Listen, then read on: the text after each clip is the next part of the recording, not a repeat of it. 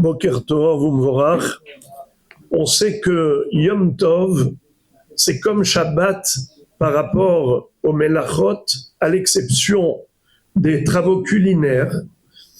Et nous avons la même mitzvah d'allumer les Nerot avant Yom Tov comme avant Shabbat.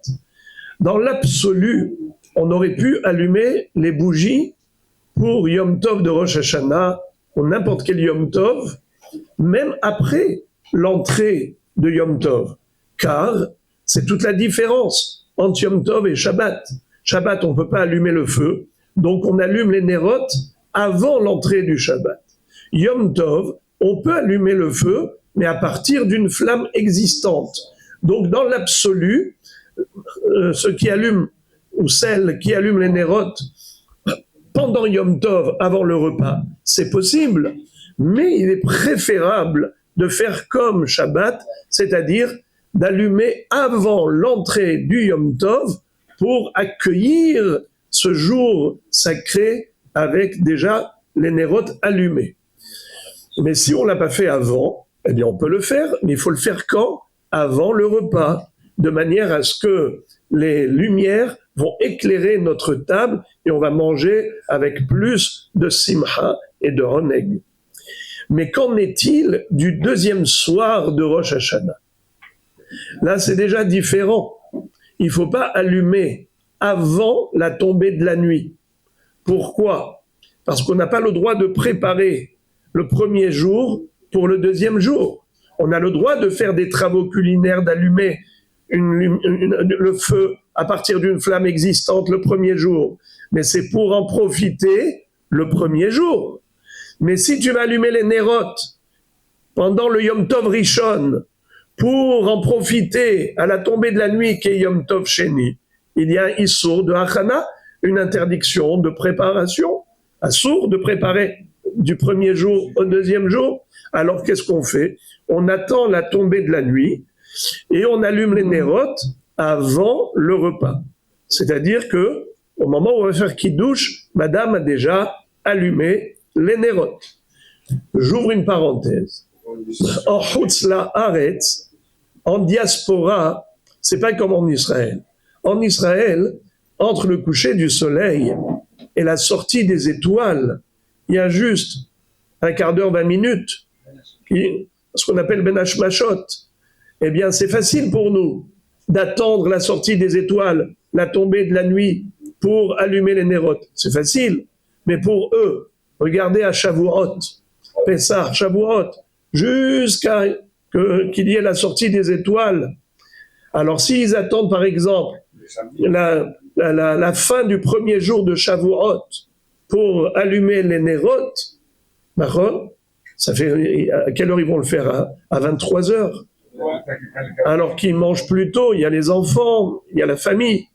Eh bien, Tosfot, dans ma Masechet Betzad, disent qu'il y a une tolérance d'allumer les Nerot quand il fait déjà assez obscur. Pourquoi ? Parce qu'il dit, tu profites. Étant donné qu'il fait déjà sombre, il fait déjà obscur, alors quand tu allumes les Nerot pour le deuxième soir de Shavuot, tu profites déjà. À ce moment-là, tu profites. On est encore dans le premier jour de Shavuot, mais quand tu allumes les Nerot, tu profites déjà le premier jour. Alors, on tolère pour des gens qui ne peuvent pas attendre vraiment la tombée de la nuit, alors on tolère qu'ils allument quand il fait encore jour du premier jour, mais il fait déjà sombre, puisqu'on est proche du crépuscule, alors on profite déjà le premier jour. Dernier détail, est-ce qu'on fait la bracha avant l'allumage ou après l'allumage ? Alors les Ashkénazes allument et ensuite elles mettent les mains sur les yeux, elles font la bracha de Lehadlik Ner Shel Shabbat, je parle de Shabbat, Lehadlik Ner Shel Shabbat, et ensuite elles regardent la lumière. Alors que pour les Sfaradim, c'est le contraire. Il faut d'abord faire la bracha, les hadlik ner shel Shabbat, et ensuite allumer. Pourquoi ce débat ? Pourquoi cette différence ? Eh bien, parce que les Sfaradim disent que la mitzvah d'allumer les Nerot, c'est comme toutes les mitzvot. Quand est-ce que tu fais la bracha ? avant ou après la mitzvah? Avant la mitzvah. Alors là aussi, tu fais la bracha le'adlik ner shel Shabbat avant d'allumer les nerot. Pourquoi les Ashkenazim ne font pas ça? Parce qu'ils disent c'est exceptionnel. Pour les nerot de Shabbat, on ne peut pas faire la bracha avant. Parce que si tu dis le'adlik ner shel Shabbat, c'est déjà Shabbat. Alors comment tu vas allumer? Alors la femme elle est obligée d'abord d'allumer et de mettre les mains sur les yeux pour pas profiter de la lumière. Et ensuite elle fait la bracha. Comme elle n'a pas profité encore de l'éclairage, c'est comme si, quand elle se couvre les yeux, c'est comme si elle n'a pas encore allumé. Elle ne voit pas la lumière. Fait la bracha et ensuite elle découvre les yeux pour profiter de la lumière. Parce que les Ashkenazim disent qu'en disant Shabbat, c'est déjà un Shabbat. Mais nous on dit que non, les Adlik Ner chez le Shabbat, c'est pas encore Shabbat. On va allumer après les Nerot, après la bracha. Mais Yom Tov, même les Ashkenazes peuvent faire d'abord la bracha et ensuite allumer les Nerot. Pourquoi? Parce que Yom Tov, on a le droit d'allumer le feu.